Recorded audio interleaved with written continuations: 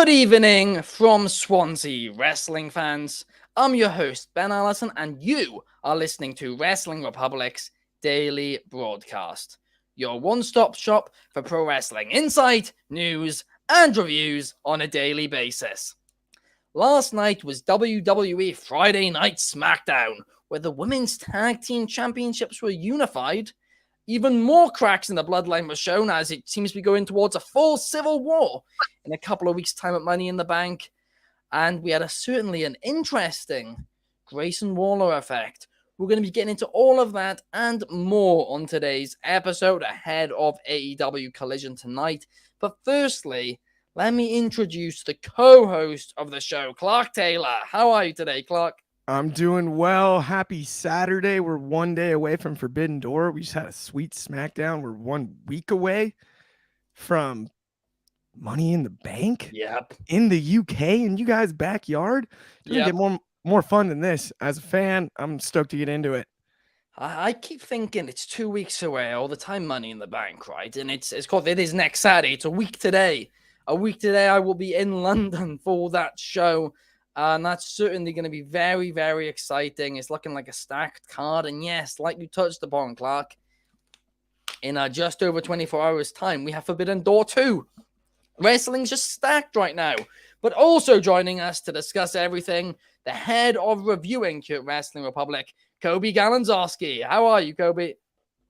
They're pretty good. Like we say a lot of times, it's kind of an uneventful SmackDown without the Tribal Chief, Mr. Roman Reigns. But I mean, obviously, we'll get to talk about it with all things the Bloodline last night, and of course, women's tag titles being merged. So we'll talk about it later on.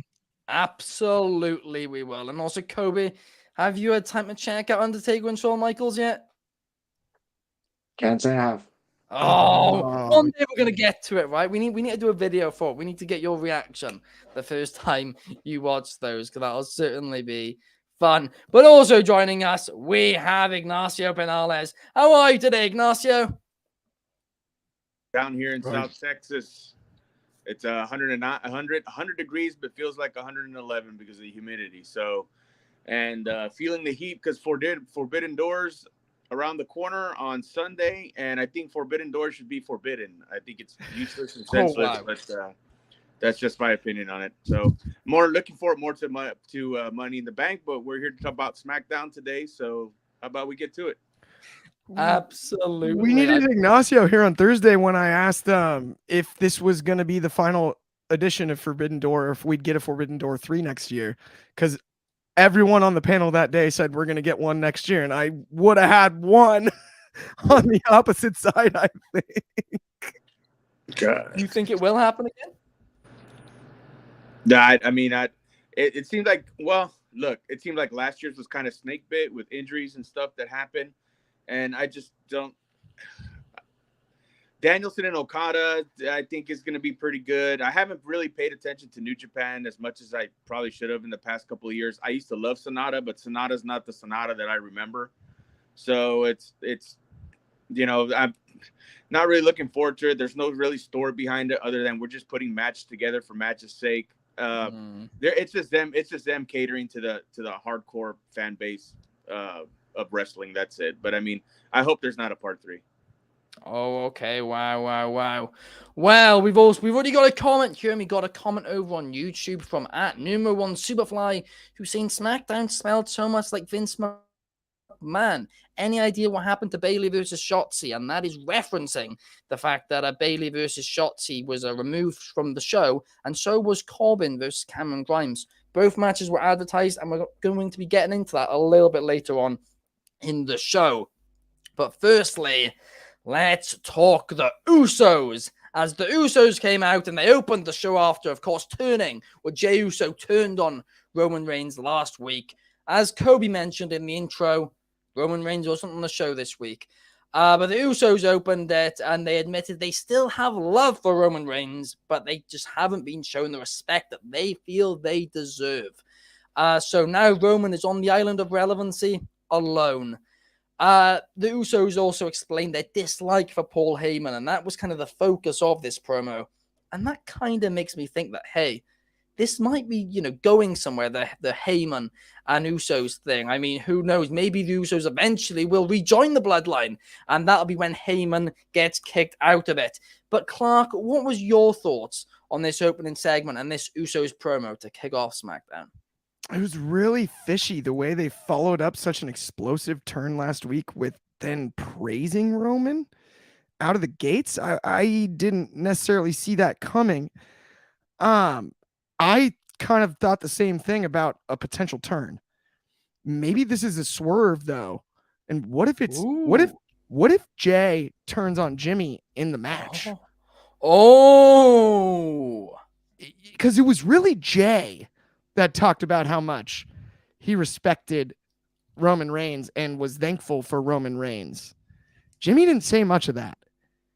I'm wondering if Jay might be as Conor McGregor so eloquently put on an old season of The Ultimate Fighter about TJ Dillashaw. I'm wondering if Jay might be the snake in the grass right now, and he might turn around and turn on Jimmy, and then we get Jay and Jimmy for a real reason at a pay-per-view, maybe even as soon as Money in the Bank. I mean, as soon as right after Money in the Bank. Yeah. Right. Who knows? I would actually enjoy that because it does seem too simple. After even what Jay said, where he kind of half buried Jimmy and said it's all because of Roman before he turned around and super kicked Roman. He seemed on the fence even then. Yeah. Right? And jealous of his brother. Yeah. I mean, think about the way he cut the promo 1 week ago. It was prom king, most likely to succeed. That sounds like a jealous younger brother. Yes, they're twins, but it does. And I'm wondering if maybe we see another one of those turn around and super kicks right in Jimmy's face and then walks out on him and leaves him to the wolves, per se. That would certainly be interesting. I mean, when you said that, I had a bit of an idea from it as well, because I think for the time being, Jay has made up his mind. But let's say Money in the Bank comes around and the Usos, because like you said, Jay seemed on the fence and he decided to go with Jimmy. But let's say Money in the Bank comes around and Roman and Solo Sikoa beat the Usos. And then you go to SummerSlam and it's Jimmy versus Roman. Perhaps Jay realizes then that he's, picked the wrong side and then cost Jimmy that championship opportunity. That's another great call. I love that idea. Yeah. I just think that it's not as simple as everyone's kind of looking at it right this second. Jay picked his brother, but he doesn't seem as on the same page as Jimmy. Jimmy seems very sure of where he's at. Yeah. Jay does not. It's true. It's very, very true. And I hope that there is even more layers to this. And there was a few more twists, because this entire storyline has been full of twists and turns in every corner, right? Just when you think you know the answers, something else happens, right? And I do hope you're right. I do have a feeling, who knows, maybe it is. Maybe you are overthinking it, and it will just be Jimmy versus Roman and Jay versus Roman. And then they go somewhere else long term. We've got David in the comments here. Shout out to David, and he is saying, is this how we turn Roman face a long way down the line? The tried and true method for turning a mega heel is to have the manager be the real poison. That is a fantastic shout there, and I actually think you might be bang on. It is, but I also, though, think that in those situations, the manager was the real mouthpiece all along. True. Roman's spoken enough for himself in this situation. I don't know if that's tried and true enough. Even a Brock or Heyman turning on Brock wasn't truly what made Brock the babyface. It was when he put the cowboy hat on and started showing personality, right? I love the idea on paper. I don't know execution-wise if it would land the same, because I think also Heyman is actually kind of beloved by a lot of fans, especially hardcore fans. That's true. I mean, he does get booed in the arenas, but again, he doesn't get watered in the arenas. We always talk about this. He's the only guy who doesn't, very rarely. He did once a couple of months ago, get what chanted. But I do honestly think, David, you might be bang on right there. I do think there is a possibility that that's the direction they're going in, because that is what they're teasing. Like I said when I, opened this topic, it does seem like it's Heyman the Usos have a real issue with, not Roman. So perhaps down the line, the Usos rejoin and they have a face bloodline for the end of the championship reign, and then a heel takes it off Roman. That would certainly be a bit of a wild one. I don't know how I feel about it, but certainly could be the way that they go. But now let's talk about somebody who is very over at the minute, who is also a heel, and that man is LA Knight. Yeah, and he faced Rey Mysterio on last night's edition of SmackDown. It was a match which was advertised, but then WWE.com got rid of it.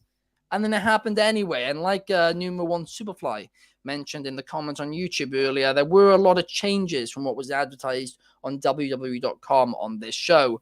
But Rey Mysterio versus LA Knight, it was a fun match, but there was a bit of a botch 619 setup, and that looked a little rough. But apart from that, it was a very fun match to, kick off the show from an action standpoint. And LA Knight got the victory. I'm glad he got the victory. He's the right man to get the victory. But the real question is, will he get that victory at Money in the Bank? Ignacio, what do you think about this? I think it's disappointing. Not the match, but they're both very capable performers. Rey Mysterio and LA Knight are, from bell to bell or even on the mic. But man, it's just sad that LA Knight, he's not going to get his comeuppance, what he deserves, and how over he's getting now. If he's a heel, they're trying to make him a hero. He's trying to be a heel, but he gets pops and he gets cheered every time he's out there. I mean, at one point at the beginning of the match, I even heard them starting to boo Rey Mysterio. It's like, how hard is it, to get to boo Rey Mysterio? I think it was that Rumble appearance where everybody was expecting Daniel Bryan and Rey Mysterio came out and they booed him. I mean, it never happens, but that's debatable whether he's trying to be a heel, but I mean, he's, obviously they want him to be a babyface, but it doesn't matter because they're not going to get him the opportunity that I think that he deserves. He gets 50-50 booked because it was good to see him pick up a clean win over Rey, but then he loses next week, and then there's no forward momentum with him. He stays stagnant, and as long as Vince is in charge and there's, an issue about his age or whatever, which I don't think is, what's the big deal about his age? It's not like they're going to flash it on screen or put it on a t-shirt or anything. Well, I can explain what WWE's perspective is, that it takes a few years to build a top star. And then once they are a top, like for the casual fan to know who you are, right, who doesn't watch every single week, it takes a few years for wrestlers to get to that point. And that's when they become, a big draw for the casual fan. And because it takes a few years, by the time LA Knight is at that point, he will, of course, be nearing 45, 43, 44, 45. And at that point, how many years does he have left? That is WWE's perspective. However, at this point in time, he is certainly over. I mean, Ignacio, do you think he could win Money in the Bank? Now, I thought at first, but then they added Logan Paul, and I think Logan Paul's going to win it. And it's not necessarily a bad idea at all, because Logan Paul can go on the social media and the shows and YouTube and all that bullshit that he does, and with the briefcase. And then, you're not going to see the briefcase around all that often because Logan Paul's not necessarily around all that often on WWE TV. So all of a sudden on Survivor Series or Royal Rumble or the TLC, whatever pay-per-view, Logan Paul's going to pop out, cash it in, and beat Seth Rollins or maybe Roman Reigns. I don't think so, but more than likely it'll be Seth Rollins. So I don't think that's necessarily a bad idea. I just wish that LA Knight could get his comeuppance, even if it's for a short run. Yes, I understand what you're saying as far as WWE's perspective, but why can't LA Knight can be built to be a top heel champion to give the opportunity like somebody like I don't know, Braun Breaker eventually, or Jey Uso or whoever, Montez Ford or whoever they want to build up as the next top star. That's just I just feel bad for him because I think he deserves it, and I think he's his popularity is coming up organically, which they've never liked, like Daniel Bryan. Yeah, no, that is a very good point. And I said on this podcast the other day, I'm convinced what's going to happen is because, as we know, pretty much every year we have one of the Money in the Bank winners cash in that same night at Money in the Bank and either win or lose, whatever, for the championship. And because it's been the women's title basically every year for the last, apart from the pandemic year, and it was the night after, and Oscar won the title because that was hidden in the briefcase. Apart from that, it's happened every year with the women's division. I think it'll be the men's division this year. And I think Logan Paul's going to win Money in the Bank and cash it in the same night on Seth Rollins and have a month-long title reign before dropping it back to Seth at SummerSlam. We're going to have to wait and see whether or not that will happen, and the reaction would certainly be negative for it, but at the same time, it'd probably bring eyes to the product too. There's you got a business way of looking at it and then a hardcore fan way of looking at it. But now let's talk about a team the hardcore fans don't really like, and that is Ronda Rousey and Shayna Baszler as they tug on Isla Dawn and Alba Fire in a title versus title match last night on SmackDown, a unification women's tag team championship match. And of course, Ronda Rousey and Shayna Baszler won, and they will now have to defend the titles on NXT, Raw, and SmackDown. And I'm slightly surprised that Ronda Rousey is going to be appearing on NXT, but they've confirmed that's the case, right? In terms of this match, it was kind of obvious they were winning. It was actually quite a fun match, though. I enjoyed it. I thought Ronda Rousey and Shayna Baszler actually looked really good in it. Isla Dawn and Alba Fire, they're great. No surprises there whatsoever. I actually kind of wish, and this is something I rarely say about Ronda Rousey matches, I kind of wish this actually went a few more minutes because this was a really, really fun match. I was really enjoying it. And then, of course, after the match, Raquel Rodriguez was at ringside, and they were like, why are you here? She comes in the ring and says, because we want our rematch. And they go, well, who's we? Liv is out hurt. And then Liv Morgan returns. Very quick recovery from Liv. Great to see her back, of course. I'm kind of wondering why they were stripped of the tag team championships when Roman Reigns hasn't defended that championship in that time, plus 3 months as well. That was quite a weird one. But Coby, what did you think about this match? And are you happy that Ronda Rousey and Shayna Baszler are now the unified women's tag team champions? Position where I don't understand, and I don't get if there's still that benefit with Ronda Rousey being in a top position such as a world champion, or in her position she really wants to do this tag run with Shayna Baszler, and she is. I mean, a lot of the stuff was like, I mean, the crowd was like, by the end of it, Isla and Alba were the faces. They were getting over. They got pops for what they were doing, and that's almost what you want in this type of match. That, like, Ronda Rousey and Shayna are the clear heels, and even then, like, Isla was the one that was kind of like not high-fiving, and Alba was. So it was like they're still, I don't want to say they're going to have a reset back to heel. I don't know if that's the direction. Probably is going to be the direction if they're going to be in a decent program on SmackDown. Their tag offense looked really good, I thought. I mean, the obvious question that comes out of this match, and we were talking about this being a potential thing. Are we gonna get another women's match on Money in the Bank? Is this match Raquel and Liv versus Shayna Baszler and Ronda Rousey? Because I think it could be. That's certainly, I didn't even think about that, Coby, but you might be bang on about that. I mean, do you see Liv and Raquel taking the titles back? I don't know if it is the direction. To me, I think that would be the choice because you can really build the division around Raquel and Liv.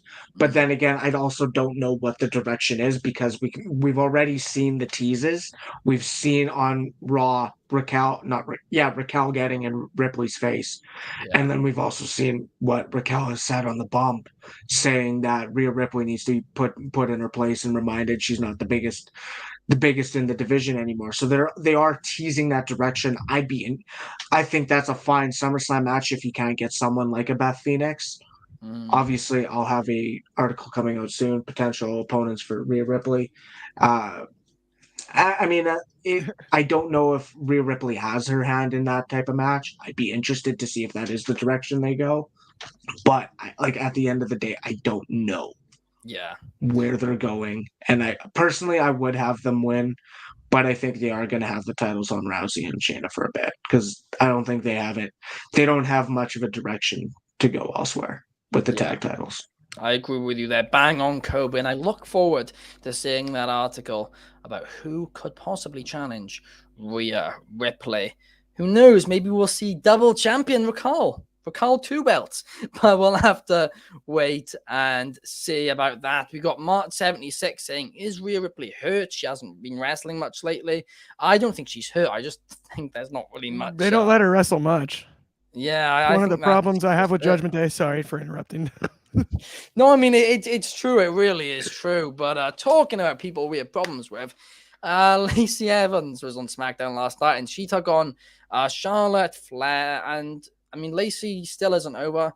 She got pretty much the next a silent reaction. It wasn't even really many boos. It was kind of silent. I wonder why. But Charlotte Flair got the victory quite quickly before Asuka attacked Charlotte ahead of their match next Friday on SmackDown. Bianca earlier in the night told Adam Pearce that she was going to be at ringside, even though he doesn't want her to be. It's kind of like a three-way storyline here, and I'm quite liking it. It finally feels like, women's championship storyline, which has multiple layers to it. And you know me, I love my stories with multiple layers. But Clark, what about you? What did you think about Flair versus Lacey Evans? And of course, the build for the match against Asuka. Well, I only disagree with you on one thing about her not being over, and that's that I think Lacey Evans is actually under as a talent. Yeah, if you're gonna try to get me to root for Charlotte Flair against Asuka, have her squash Lacey Evans every week till the match happens. I mean, that's one way to do it, and then Asuka attack after. That's easy money. Outside of that, this was what it was.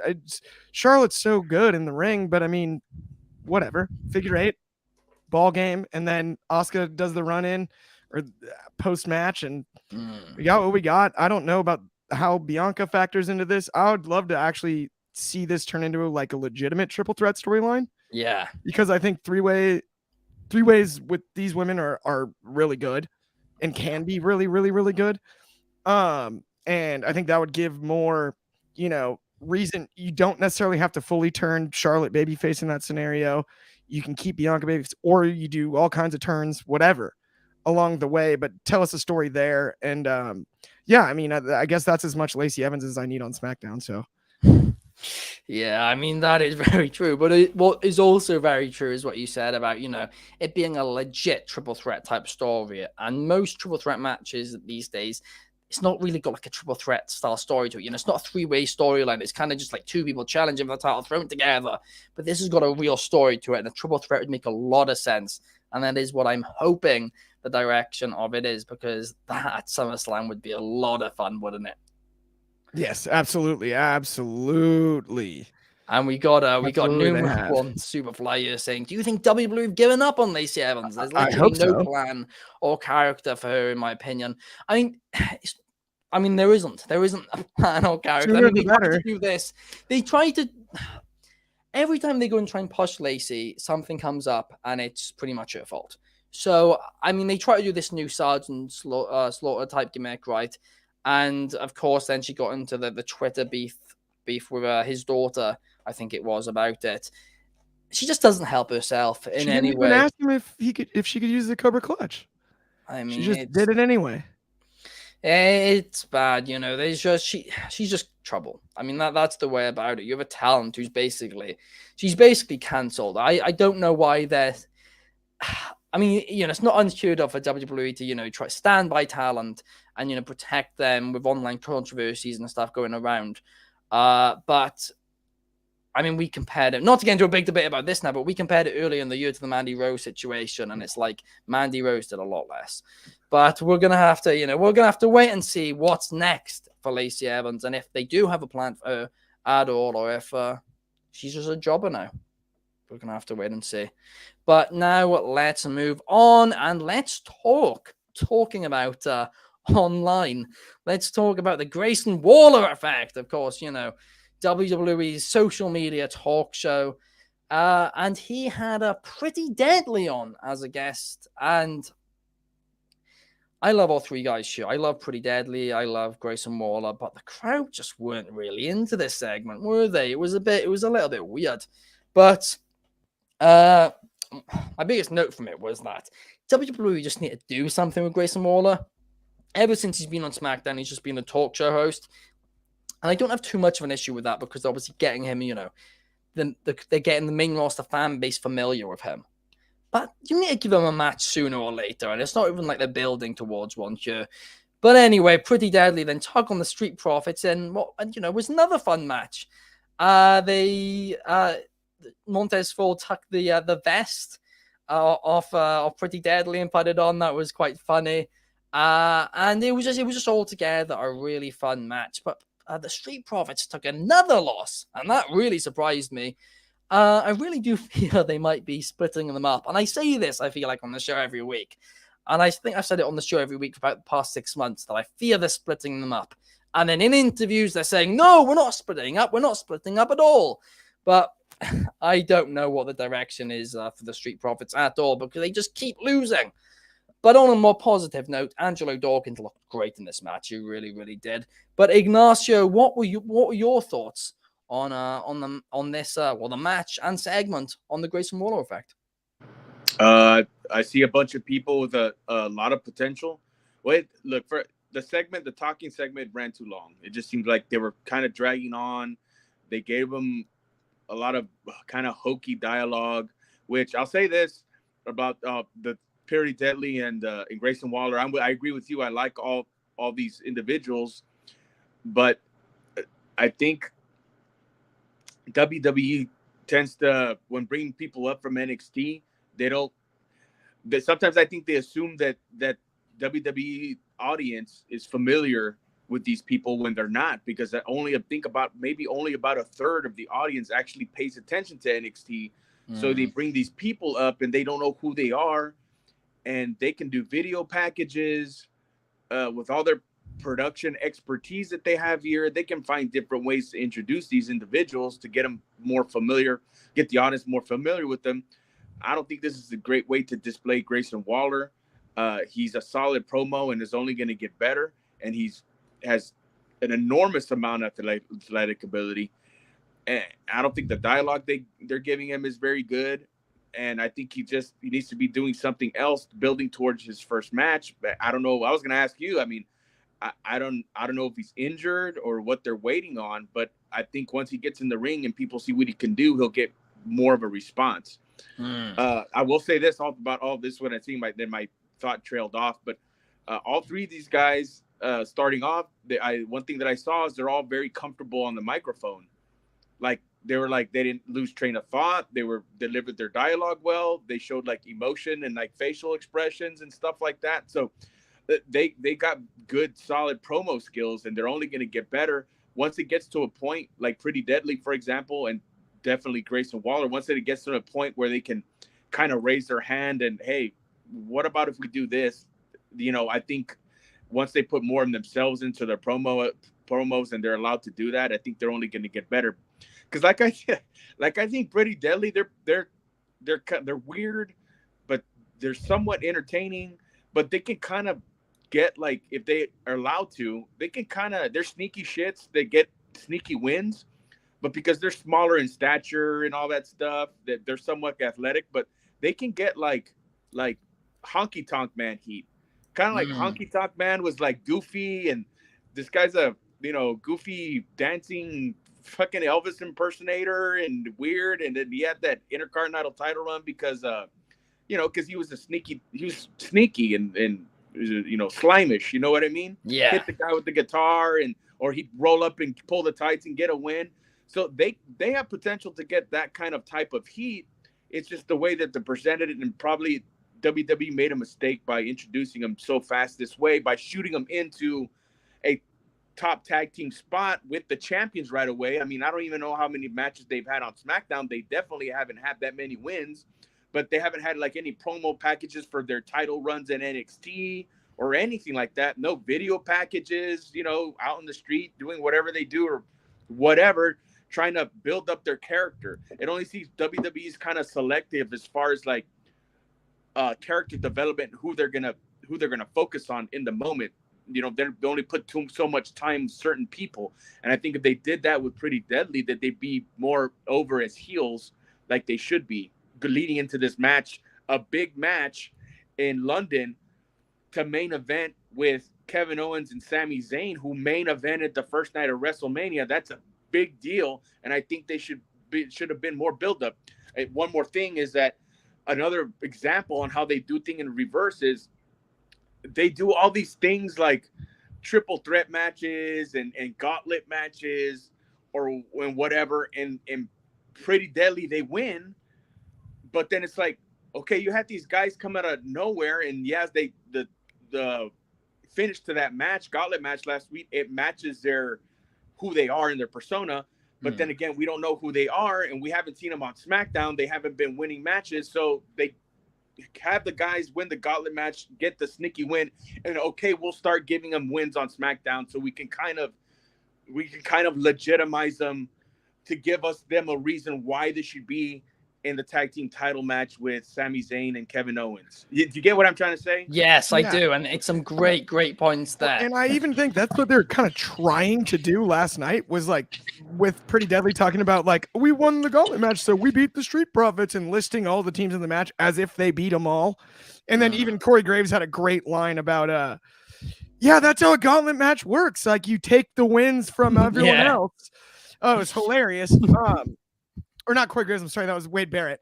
But Wade Barrett, yeah. But either way, yeah, you got to give him credit there. But I agree with Ignacio. Like, you should have done it organically. Like, they tried to speed you there, and it was funny how they did it, like explaining the gauntlet match. Oh, yeah, we beat all these teams, but we know better at the end of the day, and there was a way that I think they could have done it more organically. Yeah, no, absolutely. I do 100% agree with you. And you mentioned Wade Barrett, and I also loved his commentary line when he was like, they were voted the sexiest men in the UK, and I live in the UK. And that was quite funny. Golden. But let's now talk about changes. The changes made to SmackDown, because I've mentioned it multiple times throughout the show. The comments have mentioned it throughout the show today. And yeah, a few things were advertised on WWE.com yesterday and for the last week, such as Bayley versus Shotzi Blackheart, with Bayley's place in Money in the Bank on the line, as well as Cameron Grimes finally taking on Baron Corbin. Of course, neither of these matches ended up happening. One of them I'm okay with, the other one not so much. The one that I'm okay with not happening is Cameron Grimes versus Baron Corbin, because I think Grimes should be winning that match, and Corbin, of course, has the NXT title he's challenging for the NXT title this Tuesday night on NXT. So I'm absolutely fine with that match not happening on SmackDown. As for Bayley versus Shotzi Blackheart, well, you built this up last week, and it's not something where you can save this for a couple of weeks' time. Like, there's time constraints here because Money in the Bank is next week. I guess you could move it to next week, but that'd be cutting it close a bit, but perhaps you could do that. But you can't just forget about this Bayley Shotzi thing, because that's a big part in this Damage Control feud. Io Sky kind of, threw Bayley under the bus and said, no, you know what? Bayley accepts, and we'll put her place on the line. So you can't just ignore that now. But Coby, why do you think these changes were made? Like, do you think there was a good reasoning for Bayley and Shotzi getting removed at all? Okay, so you missed one match too. So LA Knight was originally advertised for triple threat. LA Knight versus Santos versus Butch. And then it became LA Knight versus Ray. It was LA Knight versus Ray all week. Then yesterday it changed, and then it got changed again. Yeah. It got at the start of the week, it was LA Knight versus Rey Mysterio, got changed to a triple threat, and then got changed again to just make matters even more confusing. Wow. Okay. I've always seen it as the triple threat, but I didn't see it originally as that match. But still, like we said, there is never a good way to change things like this. Like you said, there's Bayley's doing local media for this upcoming match, like the last day or two, and then you're gonna have that match cut, and that makes no sense. And the other is, like you said, you can't tell compelling storylines if things are being moved, things are being changed, things are being altered every single week. This is very much Vince McMahon is that top head. You as much as we want to say he was out of it, it's kind of obvious he is there. Hmm. Vince McMahon's in that position where, like, if it's a product that if he wants to put it out, he's going to put it out. If he's going to change something, he's going to change something. At the end of the day, there was a lot of changes in this. I wouldn't put it past talent to be frustrated at this point surrounding this scenario. I don't know if they are. I haven't seen credible information if they are or not. But at the end of the day, matches that are being advertised for over a week, you can't sit there and say there's a good reason to remove them. Unless, Yeah. because I don't think any of these matches were addressed, were they? No, they weren't. None of them were Exactly. remotely addressed. Exactly. I mean, Like, Rey Mysterio versus LA Knight, that was addressed why it was changed to triple threat. But then they changed it back to the singles match. So that was out the window. But they originally explained that on the preview show, on whatever they call it, on there. But it's just makes no sense. It doesn't. It doesn't add up, and I don't want to say it smells like Vince, but it smells like Vince. Yeah. It doesn't add up. It doesn't make tastes sense. like Vince. It takes away it takes away from the ability to create compelling and things that make sense. Those logic gaps that were there a year ago when Vince was in control were very much being removed with this scenario, with Triple H being the head, and now they're somewhat coming back. And I don't like that either. Yeah. No, I mean, that is fair. That is very, very fair. We're going to have to wait and see if stuff like this continues happening because, yeah, I mean, I feel bad for Bailey. I truly, truly do. But, and of course, Shotzi Blackheart as well. But now let's talk about the main event match, which was an impromptu match because earlier in the night, Solo Sikoa almost walked into Ridge Holland. Ridge Holland was like, what are you doing? Then Samoan Spike out of nowhere. Ridge Holland was injured from that. Sheamus was not very happy. He went out to the stage and demanded a match later on in the night against Solo Sikoa, and then it happened in the main event. It was quite fun for what it was, but the finish was not just quite weird, it was very weird. It finished after Solo Sikoa charged into Sheamus and put him through the barricade. And then I guess Sheamus was knocked out or whatever, and the referee called it. Then out of nowhere, the Usos came and they double super kicked Solo Sikoa, and that's how the show ended, with the Usos standing tall over their younger brother, Solo Sikoa, bullying their younger brother. But no, I mean, I don't know how to feel about this segment, to be honest. It was a little weird, especially the finish of Solo Sikoa versus Sheamus. I mean, Clark, what did you think about the finish? I mean, honestly, my favorite thing about the match was that they didn't go to commercial after the barricade spot. Oh, it's a that's miracle. true. I mean, my thoughts on that. So the fact that they stayed with it after the barricade spot, I was all in for. But it was only 30 seconds. Yeah, other than that, I don't know. Why did he just want to give a Samoan Spike to Ridge Holland? I don't know what Ridge did. Did they Ridge shouted at him. What? Ridge shouted at him. So what? So he had to give him a Samoan Spike? I don't know. I mean, I guess he's a bit aggy because his brothers it was what it was. Maybe he was on edge. I don't know. But Roman's not even there. It was like, well, Roman's not here, so we got Solo. And then the match was fine. They worked together well, and I guess there was a story, right? So I'm not overly complaining, but finish was odd. And then the Usos standing tall makes sense to end the show. But I feel like there was an easier way to get to the Usos standing tall at the end of the show than that, and one that would have made more sense. Yeah. It just was like, how do we end this? Like the Usos. And then just don't go to commercial after the barricade spot. That's what it felt like. That's very, very true. That's the number one rule. And don't do that because it does seem to just happen in every match, every week in WWE.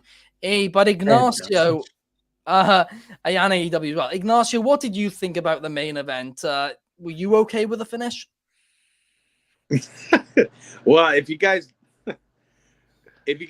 well, first of all, it's just he went the ring with Ridge Holland. I mean, they're just trying to place Solo as kind of like a ticking time bomb, or you don't unpredictable. You don't know what he's gonna do or how he's gonna react or whatever. So I didn't have a problem with that. But in the finish, dude, the barricade spot, they could have shot it a different way, or I don't know. I mean, I get they don't want Sheamus's head to get caved in, but if you look back, Solo completely missed him, like completely.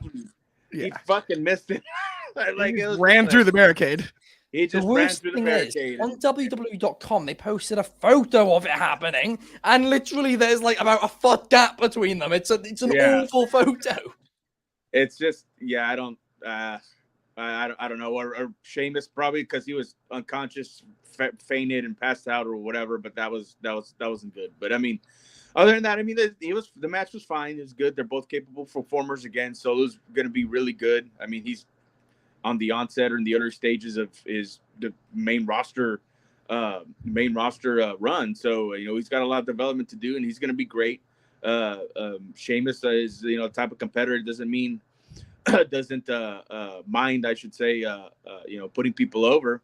But yeah, this was just filler to get the Usos at the end and get them a shot against this Solo at the end, just to continue the storyline. Wasn't really anything special or whatever.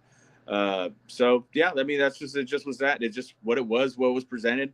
And just filler to build up to the match at the O2 at Money in the Bank. But yeah, I mean, it was fine. It's just like that was that. Nothing special. Everybody's waiting for Roman next week. Yeah, that is very true. I mean, Coby, do you think perhaps SmackDown need to bring in somebody such as Edge on a weekly basis if Roman's not there? Do you think they just need another top, main eventer? I mean, we said it last year where a lot of the SmackDowns was the Roman Reigns show, and if it wasn't, it was just it became RK Bro versus the Usos for I think 2 months straight. There's a lot of stuff that if we're looking at it, some things don't happen, and the compelling or the draw factor is not always there. I 100% agree. I don't want to say hotshot him, but I would almost like a cutting edge return, like having the cutting, like just to do it, have the cutting edge with all the Money in the Bank participants for the men's side of SmackDown or whatever. Like I think, I mean, not necessarily. I'd be interested in the cutting edge having. Obviously, we know next week is Grayson Waller and Logan Paul, but having an Edge and Logan Paul kind of interaction on the cutting edge for the men's Money in the Bank, it'd be interesting. Or the cutting edge with Damage Control if you really need to do it that way. I agree that Grayson Waller shouldn't be in that position, and I know I'm very much tangenting. I do agree with the idea that something needs to happen. Something needs to be that compelling position and that compelling spot for people on SmackDown when Roman is not always there. For this match, like we said, it was a good brawl for a match that it needed to be. They worked together well, Sheamus and Sikoa. And the interesting note I said is a few weeks ago, Austin Theory was in this position. Austin Theory's doing nothing, and now he's just randomly, we'll do Jey Uso versus Austin Theory for a title. This was the same situation, and I feel bad for Sheamus, and I actually do feel bad for Austin Theory at the end of the day. It advanced the Bloodline storyline, like we mentioned, but I want to see more for Sheamus, especially because he's in. I don't want to say he's in the prime of his career, but he's in such a good spot. Yeah, and he's delivering, and he truly is that banger after banger guy that knows how to deliver like that. Absolutely. And I mean, literally, Money in the Bank is next Saturday, a week from today, is in London. And he's, like I keep saying on the show, he is arguably the most well-known wrestler from, he's not from the UK, he's from Ireland, but he's so over here. So the fact that he's not on the card absolutely just baffles me. I can't understand it for a single second. And yeah, I do feel bad for him. I do agree with you there, Coby. But that basically brings us to the end of the show today, guys. Thank you so much for watching. If you're over on YouTube, please hit that thumbs up and subscribe. It helps us massively. Share with your friends as well. And if you're an audio listener over on Spotify, please give us a 5-star review. They help massively too.